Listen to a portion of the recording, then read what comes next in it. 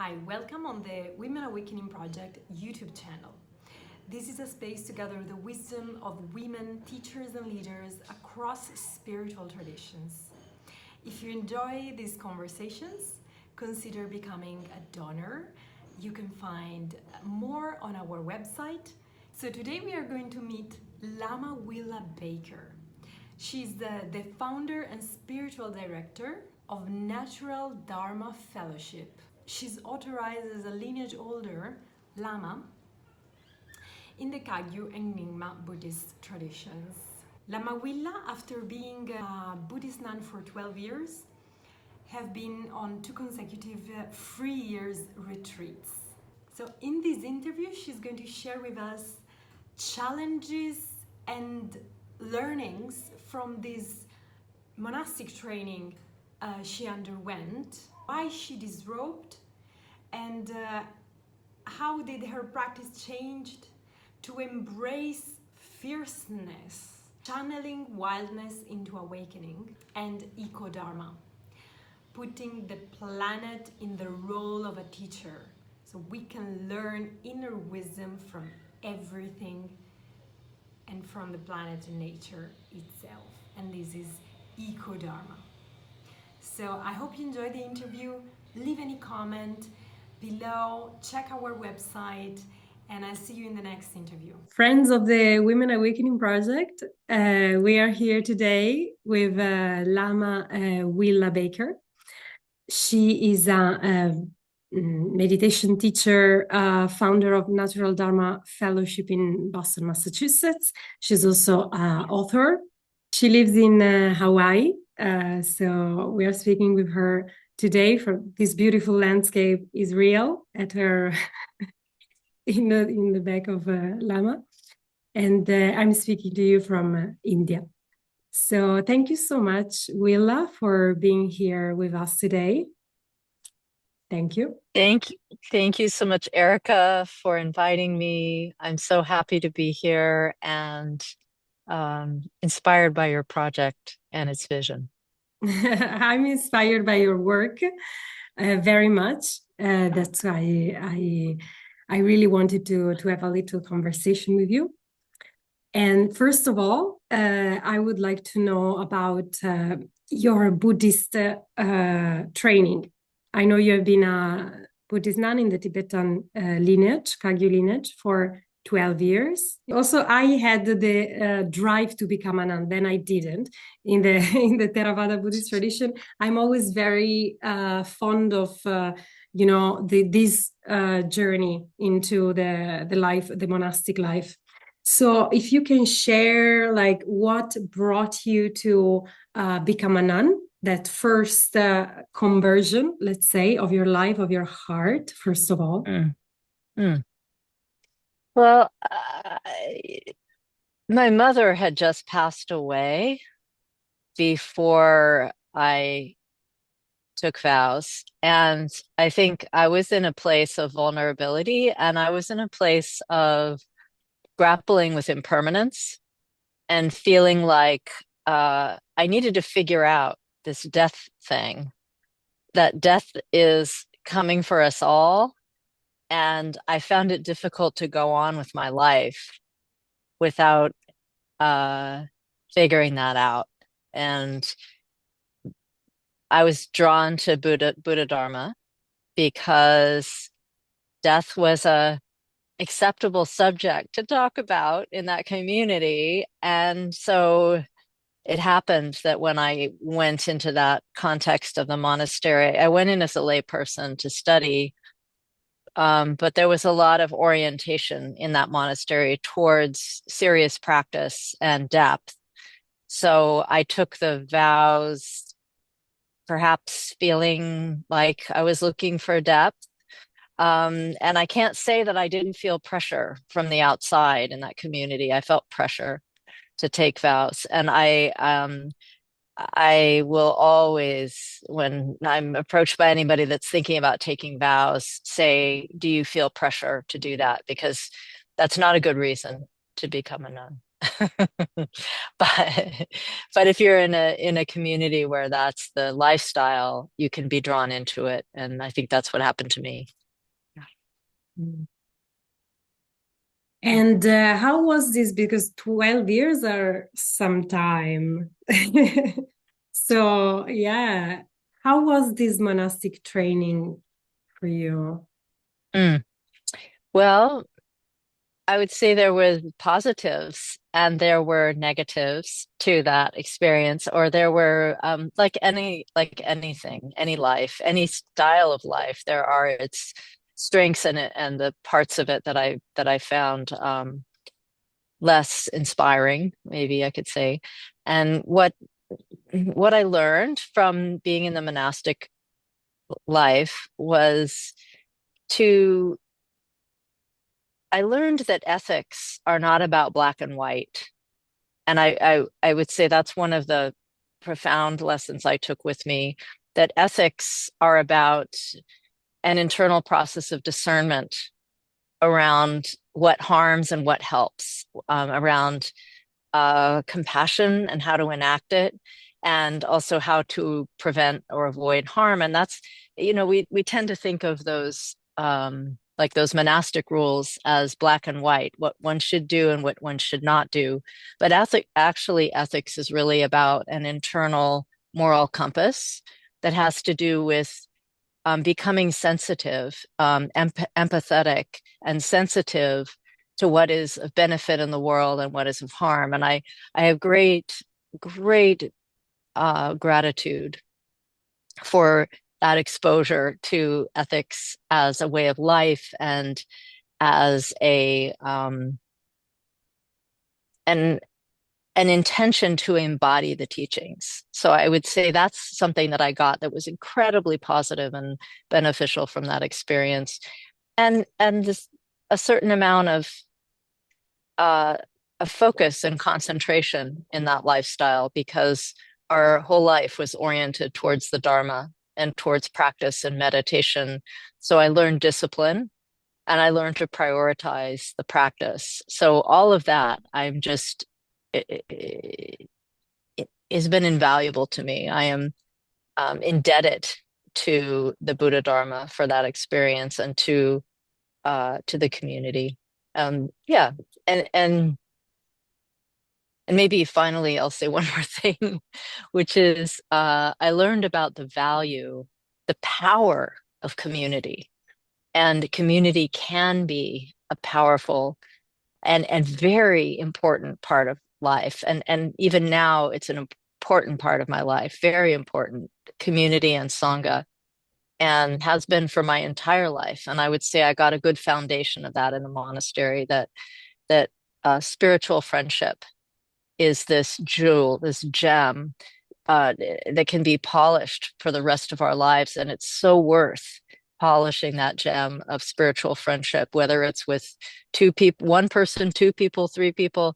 When I think of community, I don't think of a large umbrella.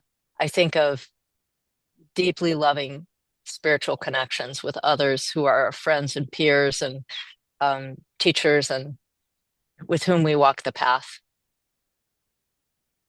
Yeah, absolutely. Just some months ago, I happened to go again in a Theravada Buddhist monastery in the US.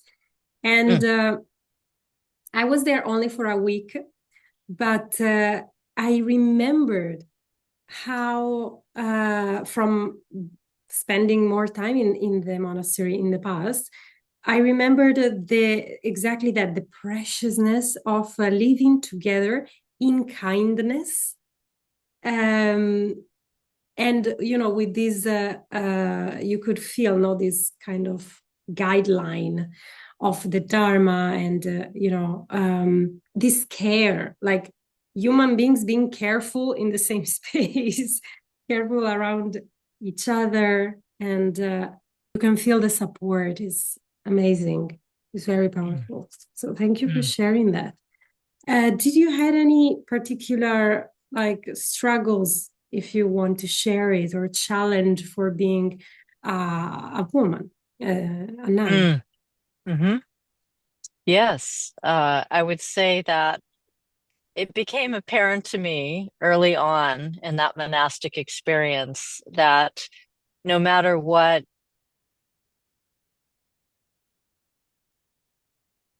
people in that tradition might say, women do not have the same opportunities as men do in the Buddhist tradition, at least as it is enacted in many communities. I don't want to say all communities. I think there's been a lot of effort, especially in the West, to balance out those gender differences.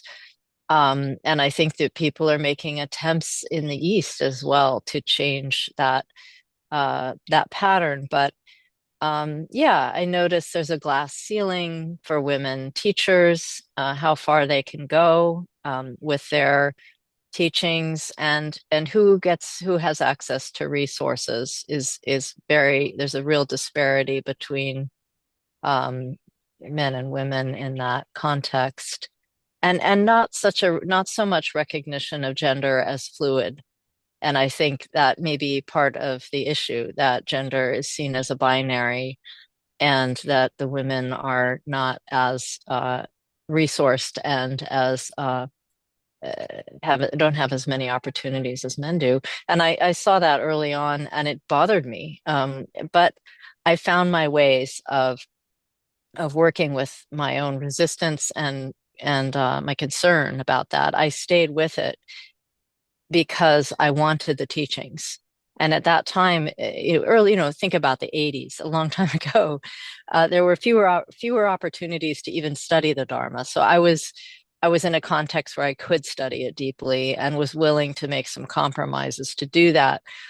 But I also, yeah, I did things like when I was in 3-year retreat to help myself get through that experience. Like I found all the biographies of women in the library that I could find, Buddhist women, read all of them from beginning to end, and drew from my imagination my pictures of these women and put them on my shrine, because the refuge tree that we were prostrating to was a lineage tree full of male faces, and I was very frustrated with that. And so putting these women around the shrine helped me include them in my refuge field, and I felt more empowered after that. So yeah, we find our way.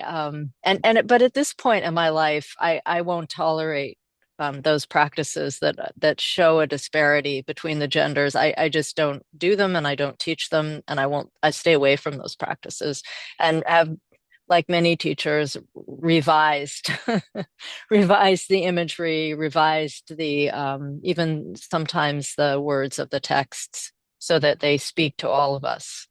Yeah. Yeah, of course, I totally agree with this. And the Women Awakening Project is also not only, but also about this. Just just bringing, I feel there is still need of bringing into the light the topic, because there is a lot of negation going on, like, no, Mm. it's not true. And then we are all we are beyond gender, of course, but then still still the disparity is happening, and it's not clearly seen. I think it just have to be, we have to accept it. It is there. It is there. It has a Hmm. long story, and it is there today. And we can take care of this in a loving way. So yeah, yeah. And do you have any like any suggestions for women here, like, in the sense that of course, from what I hear from you, there is like an understanding of this uh, dynamic that is going on. There is also a kind of an inner firmness, no, saying, okay, we are not gonna perpetuate this. But I'm always like looking for the balance in, how. being firm and gentle, which I think is, by the way, very feminine somehow, like being, strong, knowing what, but also, like not imposing, just generating a different reality, just creating it. Mm. Mm. Mm. Yes. Yeah, I think the trick or what's needed is to uh, come from a place of the essence of the teachings and to recognize that traditions are complex cultural systems. And so to practice towards the essence of what is being communicated, which is awakening itself, is the essence of Bodhi. And that Bodhi is an equal opportunity employer. So that Bodhi, if it had a voice, would be as wide as the world in its acceptance and its love and its fairness. And so if we're devoted to the awakening itself, then it's a no-brainer that we would be fierce to to make it available to everyone, make it available to everyone, and to just to speak up about disparities when we see them, to speak up about so I appreciate the gentleness, but there is a fierceness that has to be there too. Like you said, firm. I would even go further to say fierce, to be courageous. Beautiful. And then what led you, if you can share it, to come back to the lay life after these years of Mm, monastic mm. training? Yeah. Well, I did go through an kind of existential crisis around that 12-year mark, a little before that 12-year mark. And there were many things feeding into it, but one of those things was the ethics in my community were not pristine, and there was misconduct happening, and I was a part of that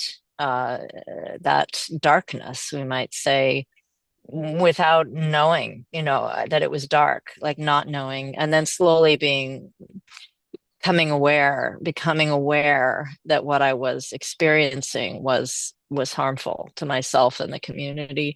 So I think that was a factor. But there was also a precipitating factor. So I would say a disillusionment with the hypocrisy of the system, a disillusionment with the misconduct and the secrecy that went along with it. And then also it was that and disillusionment in a good way, like being divested of my illusions, being seeing more clearly. So that was very good. It was also very painful to see more clearly. And that was a factor that led to my disrobing.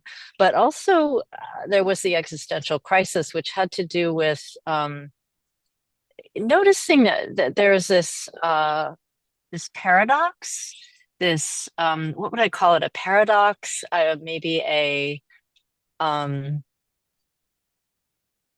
tension between the side of the practice itself of non-dual awareness, a practice of non-separation, a practice of deep recognition of interdependence, powerful experiential practice, next to an ethics that talks so much about what one should and should not do, a very dualistic framework for conduct.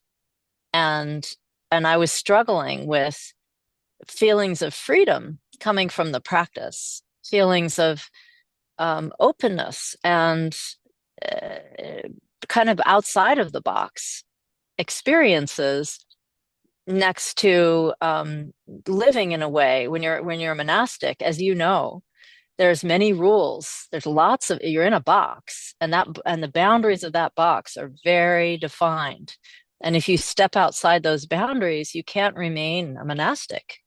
So there was that tension between all these boundaries and feeling boundless through the practice offering this vision of boundlessness and then all the boundaries. And I felt like I had to go towards that boundless experience. And so that was the crisis that I was also having and trying to figure out how to be boundless in robes and feeling like I wasn't working for me. I needed, I think I needed to kind of become wild. I needed to be released into the wild. That's what it was. I needed to go into the wild like an animal. I needed to be out of the cage. And so I don't know. That's what was going on. So I did need to leave at that point because when you start moving out of the cage, it's distracting and somewhat disturbing to a community that's living in a bounded situation that they've chosen to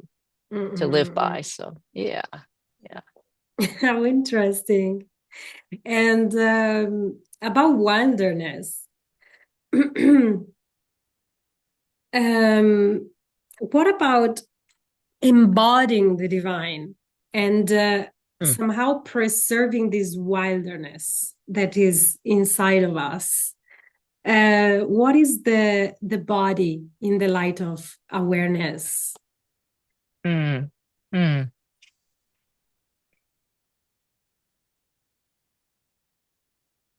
I think even the notion of divine, especially in a in a tantric context, and I would say, I practice in a tantric Buddhist tradition, and in that tradition, Himalayan Buddhism, the divine is a very wild archetype. The divinities are divine, are wild archetypes, and they are scowling, and they are dancing, and they are stomping their feet, and they are sometimes peaceful, but sometimes not. And I think that array of archetypes is trying to speak to us about how important the wildness in us is for our own awakening, that actually to be awake is to be in touch with our inner wild, our inner animal. And that is very close to the body. The body is an animal body, and the body knows things that the mind does not know. The body knows things before the mind can even process. The nervous system is reacting before the mind makes a story up about it. So science tells us. And I think that is um, it's a signal to us that to listen more deeply to that part of ourselves that is an animal body. And that animal body, like Buddha nature itself, is non-conceptual and moves from instinct and moves from a place of seeking connection. As animals, we are pack. We like pack. We seek connection. We seek interdependence. And I think there's a lot we can learn from that animal side of the self. Yeah. Um, I like to hear this. I think we needed to be re-educated to our own wilderness. I mean, to allow it to give it the right space to manifest, and to let this element of wilderness really breathe inside of us, and not confine Yes. it into a into a Yes. cage or into a corner. Yeah. Into a box. Yes. Yeah. Not to suppress it. I think the Dharma gives us this possibility to make friends with our wildness and to uh,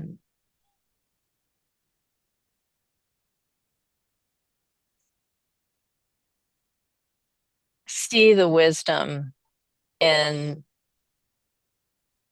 the animal in us, see to recognize the animal in us is ultimately a wisdom. And so we don't have to tame. Exactly. We don't have to tame. It's enough to see that what it is that we are is primordially enough as it is, that our wildness is perfect as it is, and we don't have to tame it, but we do need to definitely see through the dualistic part, because the dualistic part turns others into friends and enemies, and can work from this place of assuming there is threat and need to respond to threat. What the Dharma gives us is this larger space in which to hold that animal body, that animal self, with greater compassion and spaciousness and kindness and wisdom. And if we can do that, there's so much energy in that can be moved towards awakening, not contained, not suppressed, not tamed, but channeled. Mm. And maybe something that can help is also to, yeah, I guess, be more in nature, right? I mean, Mm, if in the Pali canon and in the elder text, the Buddha is always around, like he's always in a forest, under a tree. He enlightened under a tree. He was born under a tree. And so, yeah, it feels like it has something to do with what you just said, allowing that, channeling that wilderness. And also, I know you are involved in the Eco-Dharma, and the climate crisis that we are seeing can be read through, coming from deep religious beliefs of certain spiritual traditions that believe that the body has to be transcended, that the earth, like that the divine is somewhere else, and this mm, dimension of matter is a mere illusion, which it is, but it's not the whole truth, right? So, yeah, what are your insights on this? Thank you for that question, Erica. Yeah. Yeah. I think we live in such a powerful and challenging time as a species on this planet.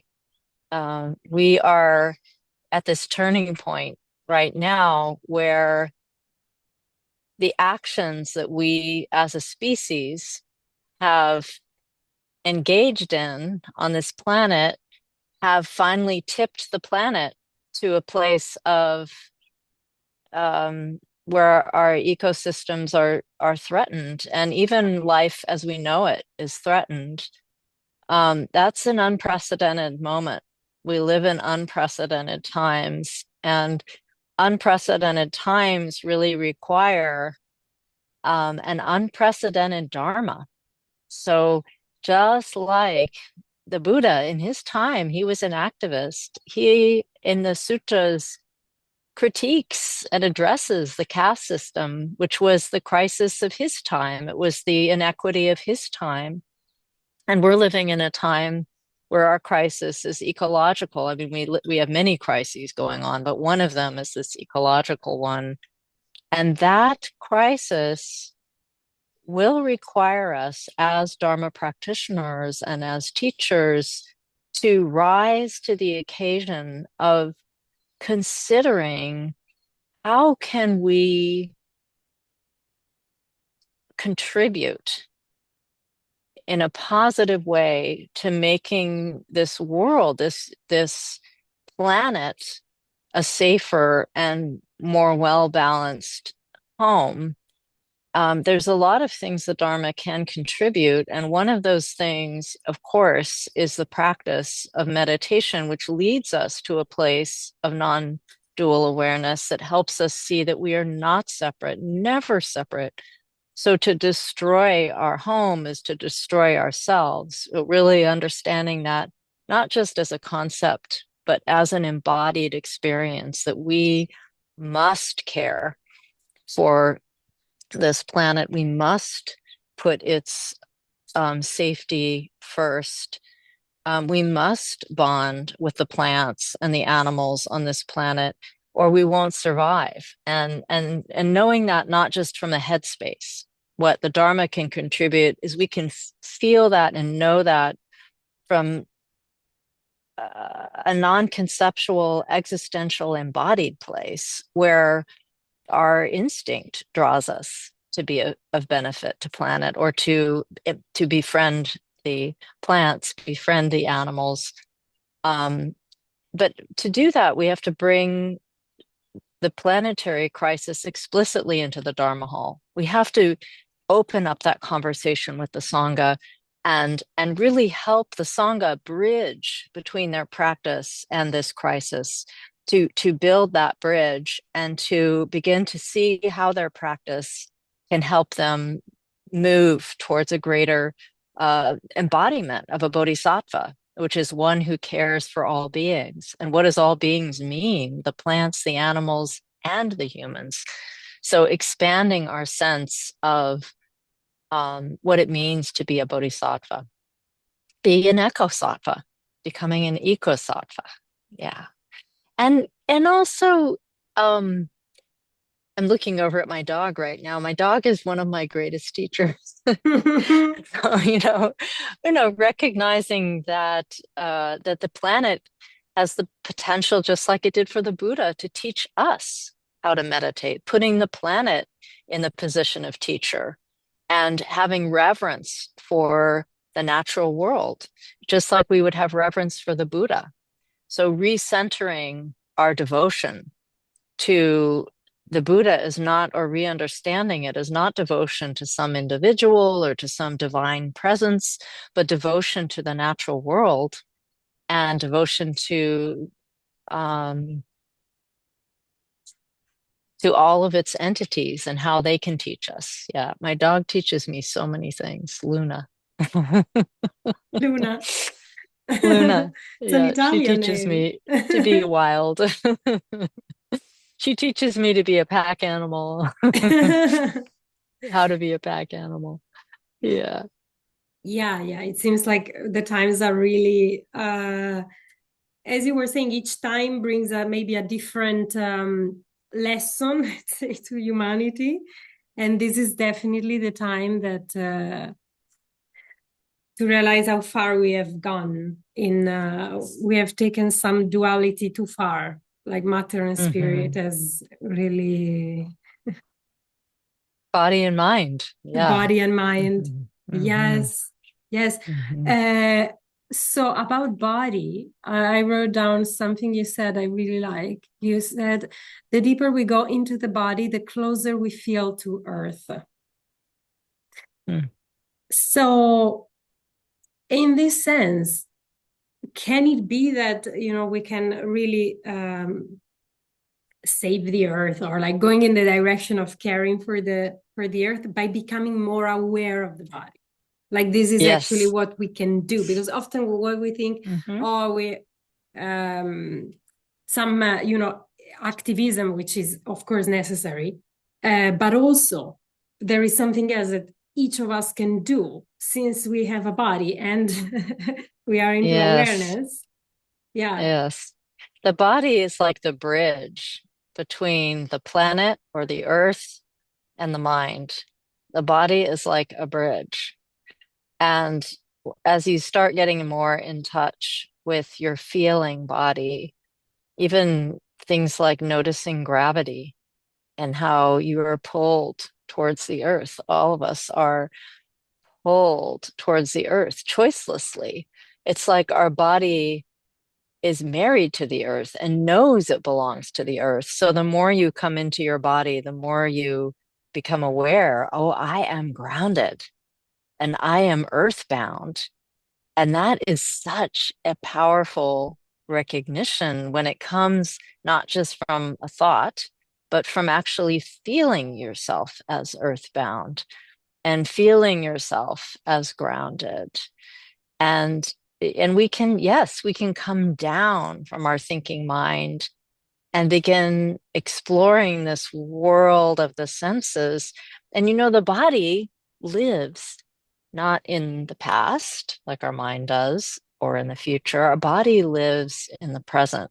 So paying attention to the body draws us into the present moment, which is where we're trying to get as practitioners anyway. So the body can teach us that, teach us how to become present. And as we become present, it's like this virtuous cycle. The more present we become, the more awake our senses are. And then the awakeness of our senses, again, reminding us to be present. So this virtuous cycle can really pull us into a very embodied and intimate relationship with the earth and with all of the elements in this earthly experience, the wind, the sky, as well as the plants and the birds and I'm looking at them now and the animals. Yeah. Yeah. So yes, body is a bridge. So that is something that we can do if we want. And from my perspective, there's nothing more important than becoming intimate with the present moment. As you become intimate with the present moment, you're also intimate with your body. As you're more intimate with your body, you're more intimate with the planet. And the more tuned in you are to the planet, the more you notice where and how it's out of balance. And when you notice how it's out of balance, it's related to how you are out of balance. So noticing those two things, noticing earth out of balance affects body, mind out of balance. There's this motivation that comes from a very deep place to return to balance. And that's not a motivation that is just a mental thought. It's an embodied state. I need to come back to balance. I need to be in relationship with earth, bring her back to balance, us back to balance. There is no earth out there. It's Mm. all one. Mm. Where is that motivation coming from? From compassion, a love, a love, um, from intimacy. Yeah, because it's really like Mhm. a need, no? Mhm. Mhm. I Yeah. I think most of us are experiencing this. Yeah. We are experiencing that need, whether it's conscious or not. Animals know when they're threatened. We are threatened. Our planet's threatened. We're threatened. Our animal body knows that. And the less we try to distract ourselves from that, the more we can just know that, the more we can actually relax and be in a loving, friendly relationship with the truth of things. The truth of things. Yeah. Yeah. Yeah, so I think you just answered to my usual last question that I ask to all the women I interview, which is how to go through these challenging times globally with an open Mm, heart. mm, Uh, yeah, so yeah. Mm. Thank you for asking grounding in the that. body, grounding in the Grounding in the body. Yeah. And I think also having a way of practicing with difficulty, because having a deep difficulties practice, whatever that might mean in your own particular Buddhist tradition, there's many difficulties practices, but some way of metabolizing our difficult states and really starting with our own states. Instead of thinking, I'm going to metabolize all the problems on the planet, that's not going to happen of overnight. course. But you can metabolize this, like if we're feeling anxiety, we can learn how to metabolize our anxiety, which means to go through a process of becoming intimate with our anxiety, um, befriending the anxiety and making space for it so that it can liberate itself. And it will come back again and again, but we can learn to see that as a friendly process, not as something to be feared, not as something that we need to suppress, not as something that we need to escape, but something that is actually part of our path to awakening. So I would say for that, we all need a difficulties practice. And for some people, it's Chi, the practice of cutting through. For some people, it's Lojong, the practice of Tonglen, taking and sending. For some people, it is a practice of um, seeing through and liberating in some way. My own practice that I most love is a practice of befriending the feeling, whatever the feeling is, and going through a process of surrounding my feeling, finding it in the body, surrounding it with compassion, and beginning to give space to that feeling so that I'm no longer demonizing it, but instead I'm embracing it as a very human part of myself and asking it to take a seat with me and practice with me, which is the opposite of what we usually do with our suffering, right? We're really trying to get rid of it. But the practice that I most love for metabolizing is the opposite of getting rid of it. It is befriending it and making space for it and learning to love it into freedom instead of make it free. Something like that. Beautiful, beautiful. Without the body, you can become so ungrounded in practice, and awareness becomes an idea or becomes a just a concept, and really what we're experiencing when we're in awareness is a full vivid panorama of the senses that is all coming through this body. So the body is the key to everything, really. And the more we trust that body, the more we wake up. That's been my experience anyway. Yeah. Hmm. And okay, but sorry, something comes immediately to mind. Like, what about um, in some approaches, and of course there are infinite approaches in this world.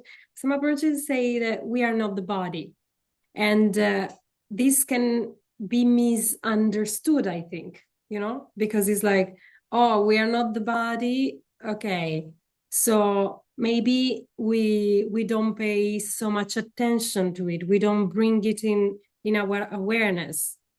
Um, Yes, yes, yes. I think that that is, but when you think about it, that is actually a dualistic way of practicing because while we're alive, even though we are not the body there is a part of us, this awareness or this Buddha nature or this karmic entity that moves from lifetime to lifetime.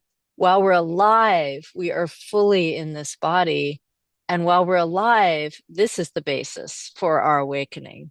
So we can't, if we compartmentalize the body and we put it, we try to separate the awareness from the body, we're actually becoming more and more disembodied and further away from this vivid, spacious, utterly present possibility that is awakening.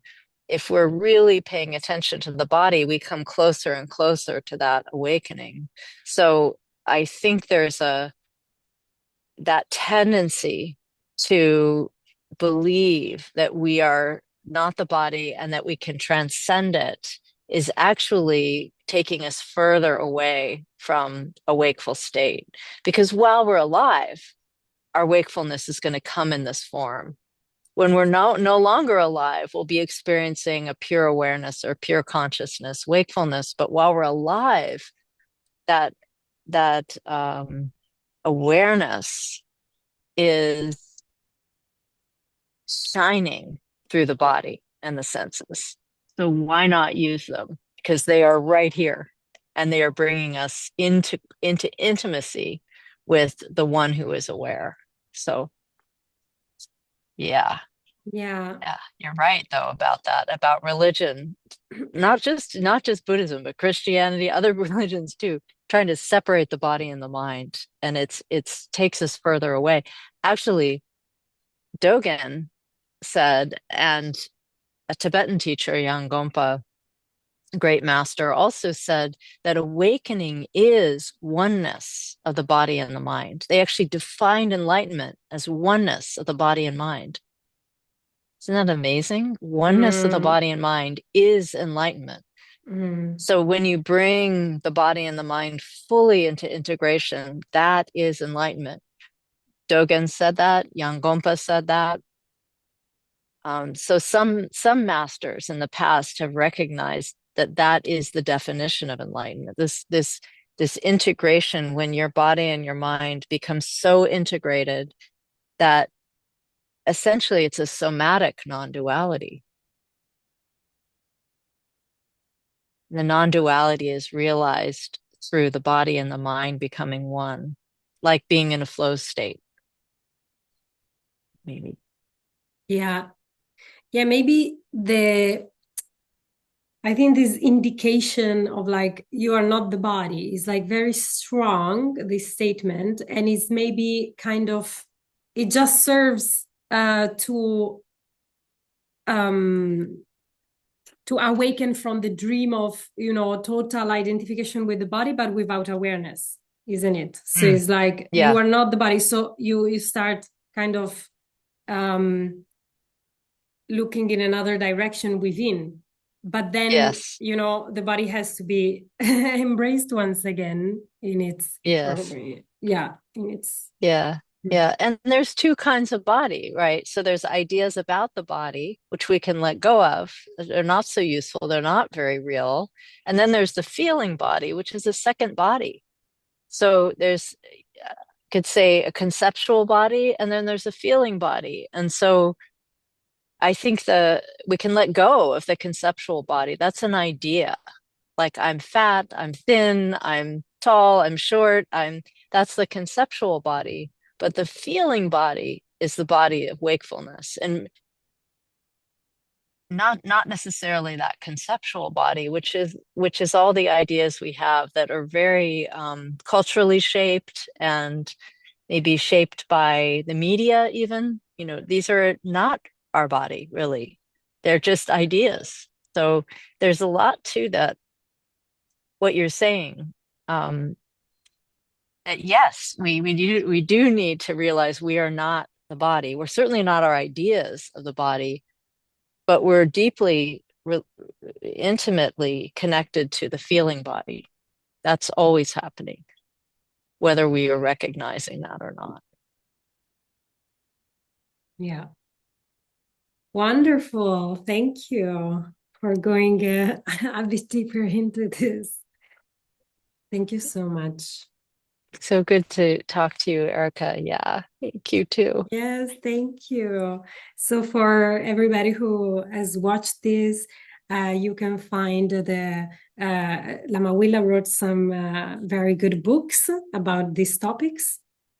And you can also look into her website to get to know more. You find these informations in the link below in the description. Also, if you're interested in this in the work of the Women Awakening Project of letting the wisdom of women unfold across spiritual traditions, you can get to know more by visiting our website and considering supporting us on this wonderful journey. So, thank Thank you. you. Thank you, Thank Erica. you. Yeah.